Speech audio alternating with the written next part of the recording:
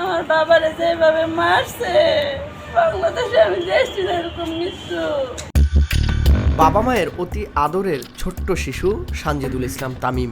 মাত্র 6 বছর বয়সী তামিম পড়াশোনা করত গাজীপুরের কোনাবাড়ির আমবাগ এলাকার একটি মাদ্রাসায়। শিশুটির পিতা নাজমুল হোসেনের প্লাস্টিকের ববিন কাটার গুদামের আয় দিয়ে চলত তাদের পরিবার। সুখী এ পরিবারটিতে এখন চলছে শোকের মাতম। তামিমের বাবার গুদামে কাজ করতেন হাসান ও সাগর নামের 2 শ্রমিক। এরাই নৃশংসভাবে হত্যা করেছে শিশু তামিমকে। মাদ্রাসার ক্লাস শেষে প্রতিদিন বিকেলের মধ্যেই ঘরে ফিরত তামিম। তবে গত 7 জুলাই সন্ধ্যা পেরিয়ে রাত হলেও ফেরেনি তামিম।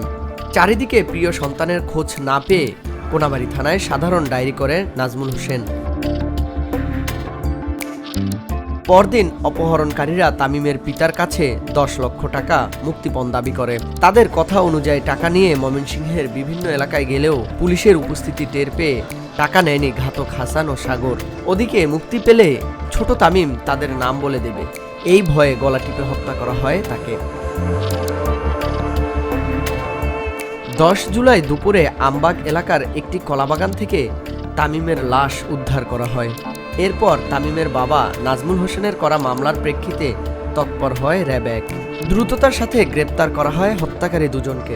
ঘাতক হাসান ও সাগরের দৃষ্টান্তমূলক শাস্তি চেয়েছেন তামিমের বাবা মা। আরে বলতে তুই মসজিদের না, আমি মসজিদের নিয়ে গেছি, আটটু ভিতরে গেছি, তুই মুখ জায়গায় আছি, আমি মুখ জায়গায় আছি।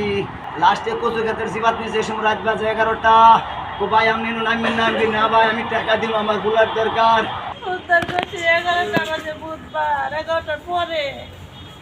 আমার বাবারে যেভাবে মারছে, বাংলাদেশে আমি দেখছি না এরকম মৃত্যু। আমি মা হয়ে আমি চাই কোনো মার মুখ যাতে আপনি খালি না করে।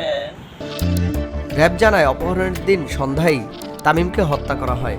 হাত পা বেঁধে গলা টিপে মৃত্যু নিশ্চিত করে হাসান ও সাগর। 1 মাস পূর্বে যে তাকে অপহরণ করে হত্যা করার বিষয়টি প্রথমে তারা এরকম চিন্তা করেনি।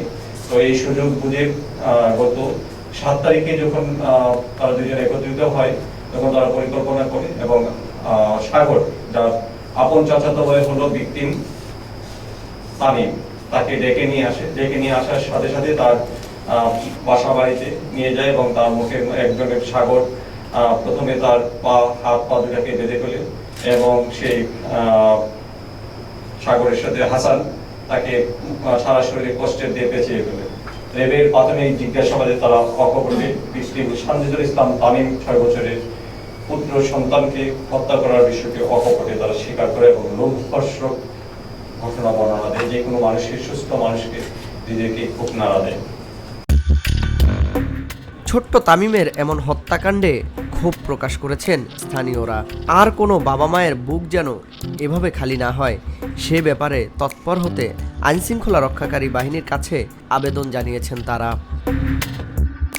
আল আমিন, কালের কণ্ঠ।